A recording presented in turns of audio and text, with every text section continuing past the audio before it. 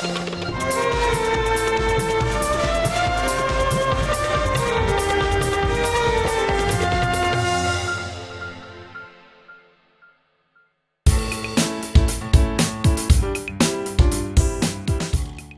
earlier episodes, we saw classification of minerals, and we shall continue from there and discussing today rock forming minerals, especially silicates, and to less extent oxides and sulphides.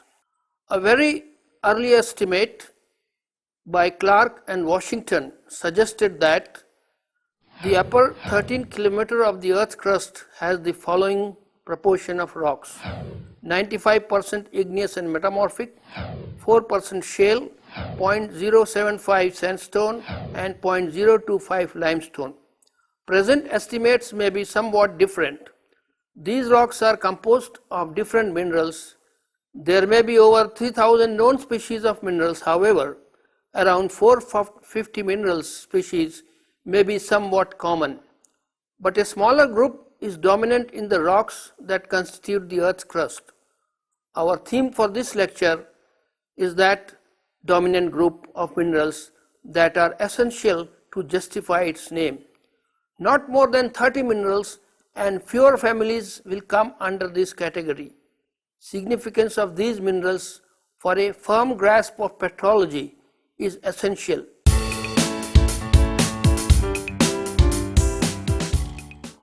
Opinion might differ somewhat between earth scientists as to which minerals should be called rock forming.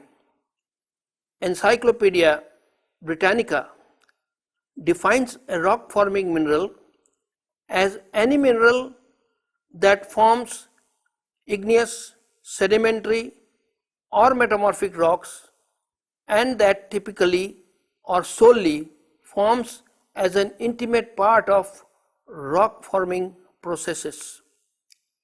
In contrast are those minerals that have a limited mode of occurrence or are formed by more unusual processes, such as the ores of metals, vein minerals, and cavity fillings. Many mineralogists consider only essential minerals of rocks as rock forming minerals. That dictates its nomenclature and rock genesis.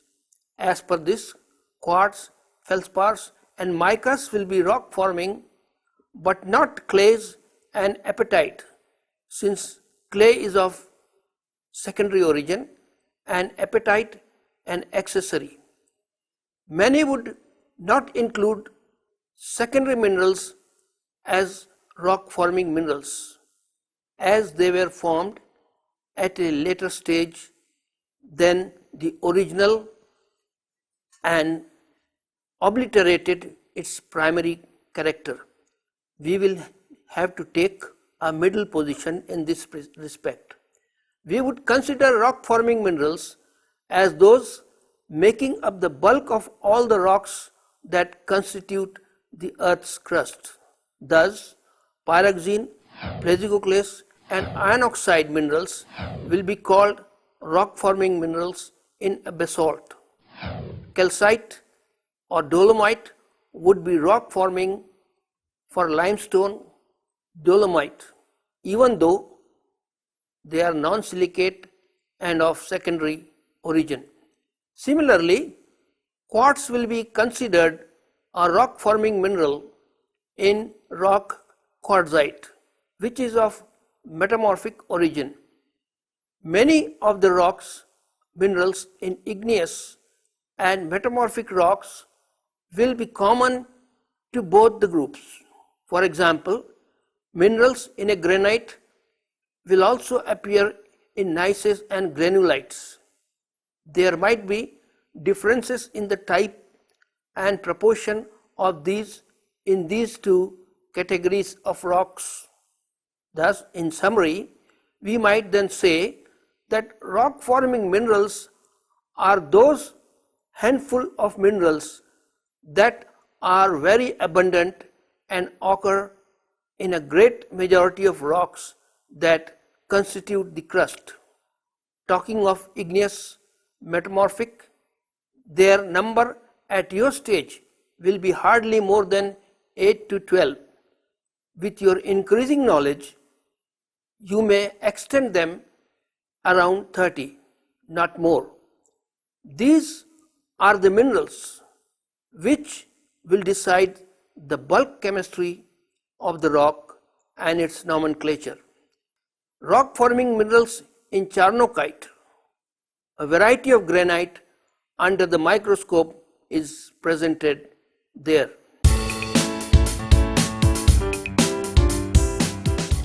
The name silicate minerals is indeed synonymous with rock forming minerals, as with few exceptions, igneous rocks are composed almost entirely of silicates, and as we know, 95% of the earth crust is represented by igneous and or metamorphic rocks.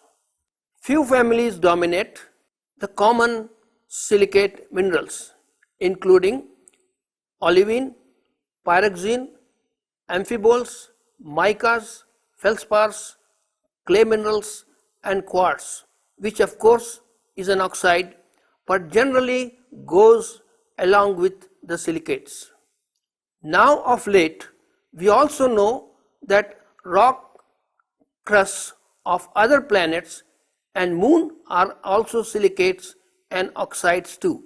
Thus, understanding silicates is the fundamental to our understanding of the subjects of mineralogy and petrology, and even the theme of geoplanetology.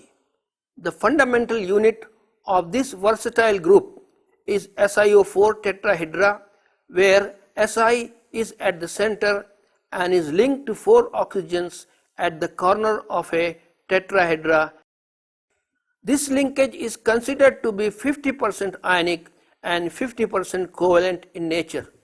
In practical terms, this makes the structure of silicates and hence the Earth's crust very strong and stable. Earlier silicates were classified on the basis of hypothetical oxyacids of silicon, meta and orthosilicates, but are now classified according to the modern concept of crystal structure arising due to sharing of 1, 2, 3 or all the 4 oxygens ions with its neighbor and the possibility of aluminum replacing silicon.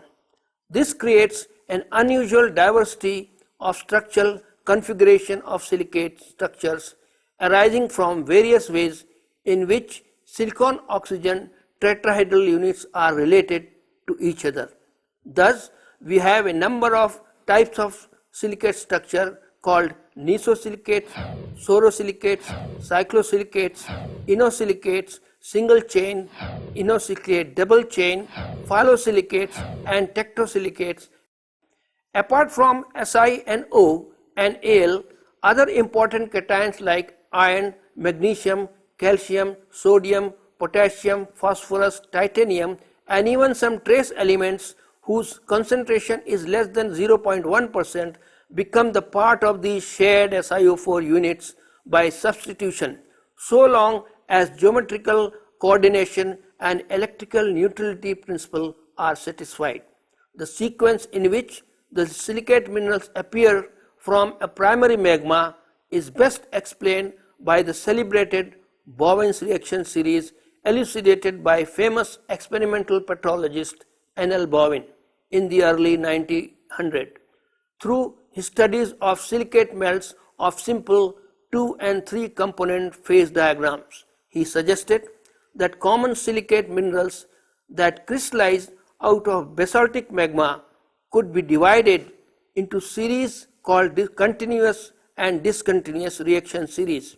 In the discontinuous series, olivine is the first silicate to appear as small crystals belonging to orthorhombic system, typically olive green in color, vitreous, granular when massive. Magnesium variety is fosterite while phthalite is iron silicate. It is the important constituent of ultrabasic rocks like dunite, peridotite, and commonly found in gabbros and basalts, occasionally in magnesium-rich marbles also. Pyroxenes, the next family, is a large one with many types and subtypes are single-chain structures crystallized in orthorhombic and monoclinic systems. Augite is the typical representative, short prismatic, hardness 5 to 6, gravity 3.2 to 3.4, has two important prismatic cleavages on the 8-sided basal section with cleavages intersecting nearly at 90 degrees. Other members are anstatite, hypersthene, and more than one alkali pyroxene. Ultrabasic pyroxene in peridotite and basic intermediate rocks and gabbros and basalts, dolerite, andesites are the home to this group.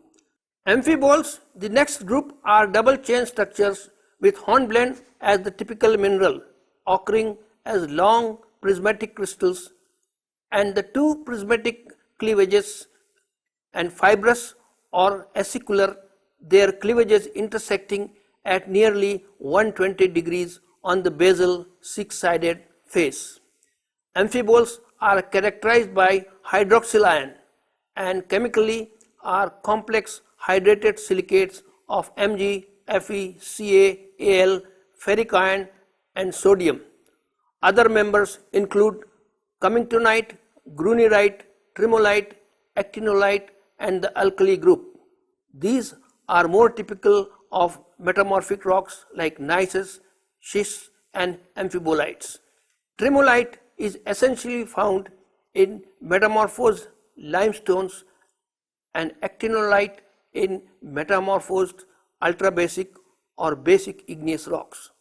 Biotite, also called iron or black mica, muscovite called white or potash mica, lepidolite, lithium mica and phlogopite, magnesium mica are the important members of the mica group with sheet structure.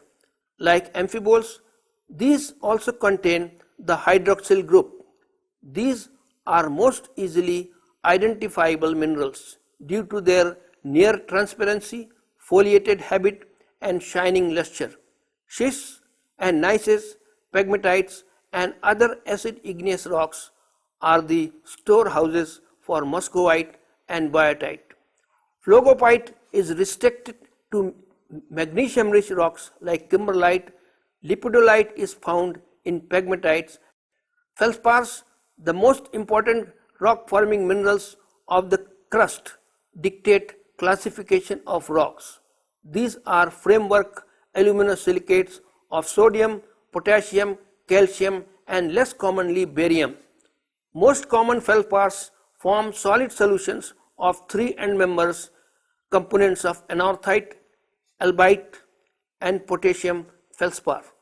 Albite-anorthite combination constitutes the most famous Plagioclase series, the best example of solid solution and isomorphism. Albite orthoclase or microcline combination is termed alkali feldspars. Plagioclase feldspars constitute the famous continuous series of bovine as shown in the slide.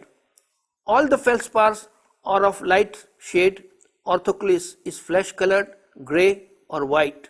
So could be microcline, but the most recognizable variety of this mineral is the bright green color known as Amazon stone. Plagioclase feldspars, albite, oligoclase, andesine, labradorite, biotinite and anorthite exhibit a range of composition. Pure anorthite when Ab content is 0 and An is 100 or simply An 100 as it is called, and albite becomes An0, labradorite will be An 50, Ab 50 and so on. All feldspars are vitreous with prismatic cleavage, hardness 6, gravity 2.56. Twinning is the most characteristic property of feldspars, simple in orthoclase, repeated or lamellar in plagioclases and cross-hatched in microcline. Perthites and antiperthites are characteristic intergrowth structures in feldspars due to unmixing of two components at lower temperature. When seen under microscope, only these are called microporphyries. In some undersaturated rocks like syenites, feldspathoids, namely nepheline and leucites, will be considered rock-forming minerals.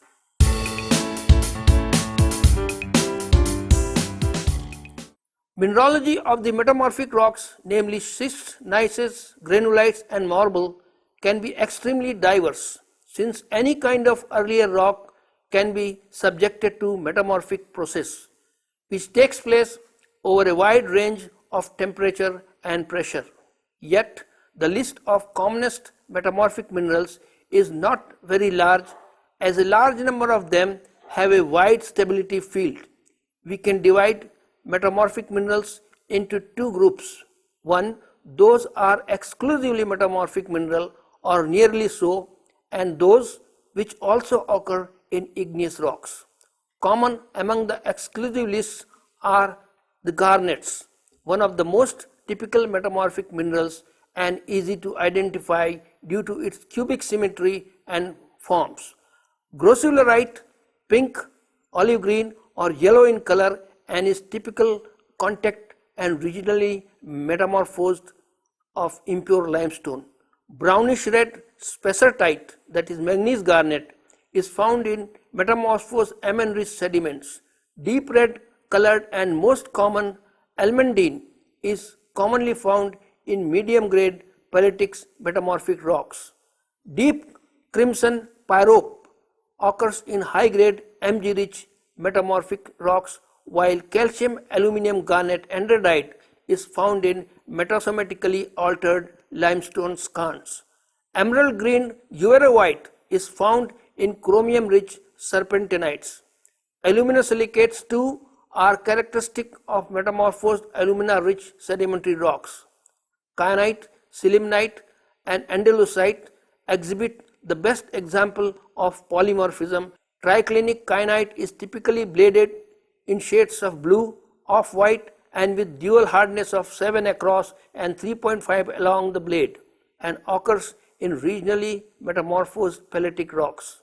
Sillimanite in prismatic or fibrous masses in shades of grey, green, brown with vitreous luster with a hardness of 6 to 7 and gravity of 3.3, occurring in high-grade pelagic metamorphosed rocks like schists, gneisses.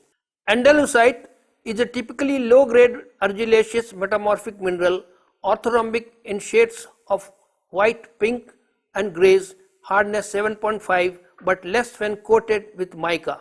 Their main use is as refractory minerals. Sterilite, the commonly twinned orthorhombic mineral, occurs in shades of reddish brown, brownish black or yellowish brown, having subvitreous to resinous luster. It is hard when fresh, that is 7.5 with 3.5 to 3.7 specific gravity.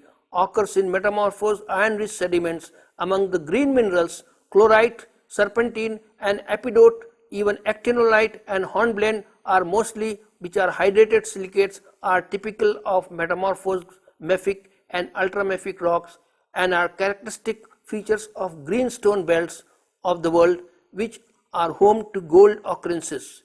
Jadeite, a pyroxene, is a typical metamorphic mineral, not so green, but diopside, Heidelbergite can also be included in this list. Among the white minerals, anthophyllite, hydrated Mg silicate and common tremolite and talc, which are magnesium silicate hydrated, are product of low-grade metamorphism of siliceous dolomites and also during alteration of ultramafic rocks. Now we will come to silicates, which are common to igneous and metamorphic rocks both. Quartz, as also K-feldspar, including microcline, and albite is the dominant plagioclase, less so anorthite. Diopside and ancetite among pyroxenes, and hornblende and actinolite among amphiboles. Muscovite and biotite, and to a lesser extent phlogopite among the micas are common. The list of minerals in sedimentary rock is very large, as any older rock can be either igneous or sedimentary or metamorphic origin can be subjected to the cycle of sedimentation. However, common and most abundant will belong either to the resistant group of minerals or the newly formed minerals. Among the first group is quartz, is the most common and abundant mineral. Others include minerals like zircon, garnets, rutile, magnetite, limonite, monazite and cassiterite. Precious minerals and metals like diamond, gold, platinum are also among this group. Among the newly formed minerals are calcite and dolomite. Calcite could be of mechanical, chemical or biochemical origin. Few silica minerals like chert also originate this way. Most dominant and abundant are, however, the clay minerals. The world of clay minerals is too large and complex.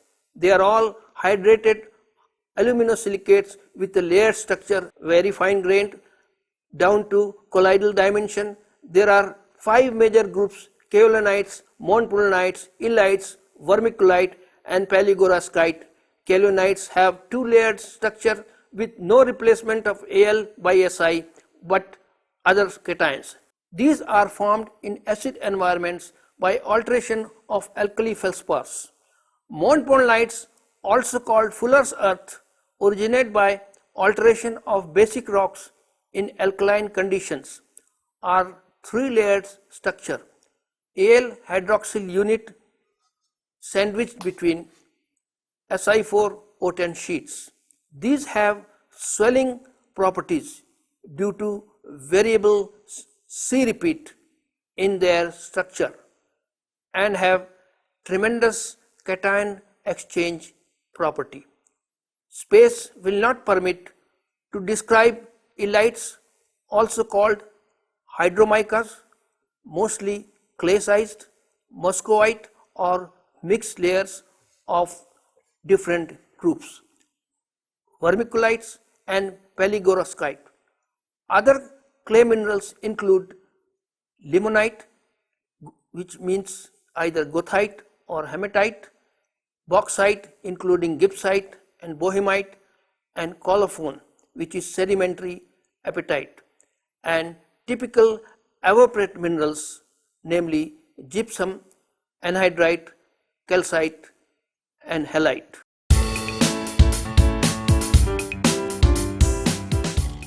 Oxide and sulphide minerals rarely make up entire rocks.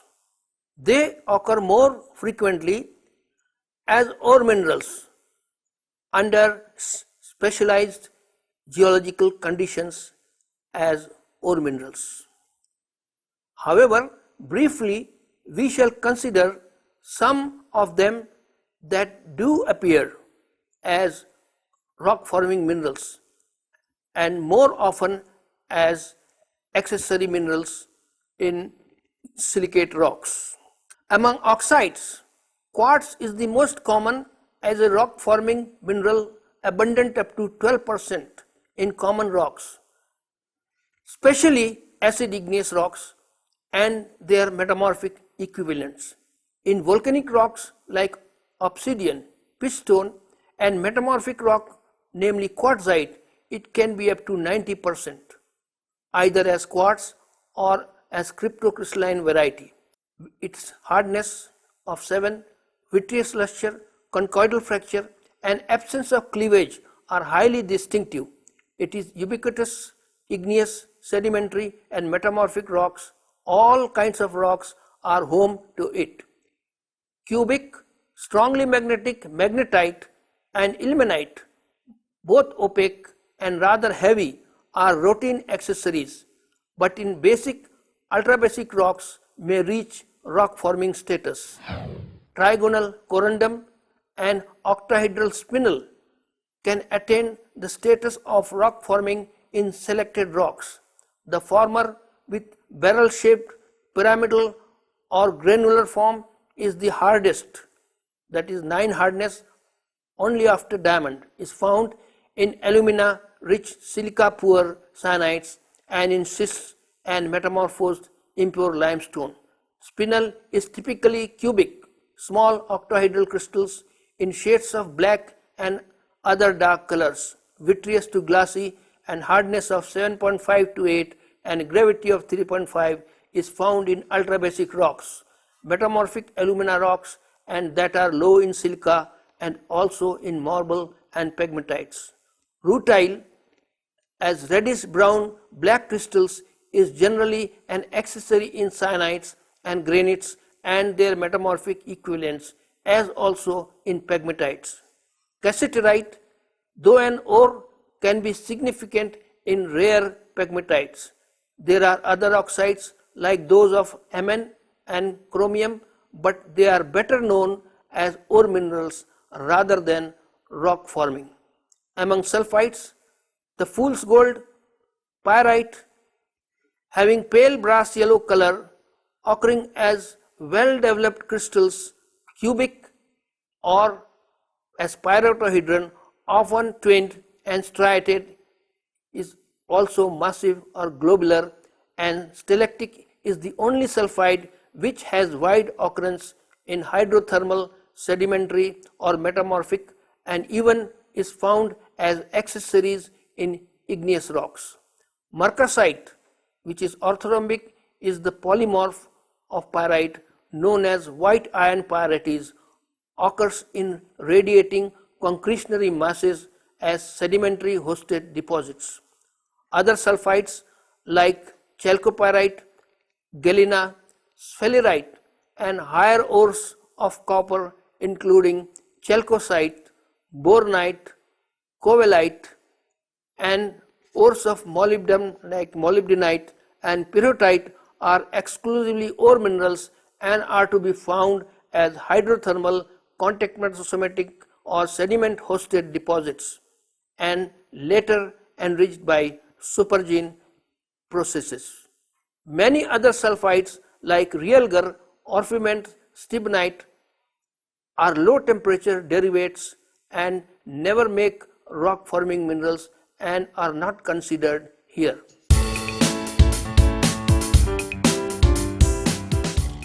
We may say that rock forming minerals are those handful of minerals that are very abundant and occur in great majority of rocks that constitute the crust.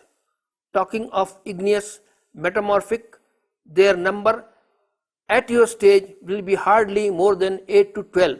With your increasing knowledge, you may extend them to around 30, not more. These are the minerals which will decide the bulk chemistry of the rock and its nomenclature. Plagioclases, orthoclase and microcline, quartz, pyroxenes, amphiboles, micas, clay minerals, and calcite, dolomite are the ones who attain the status of rock forming minerals. Their study and grasp is indeed the key to mineralogy and petrology. I hope you have enjoyed this lecture, and next time we might consider some other minerals. Thank you.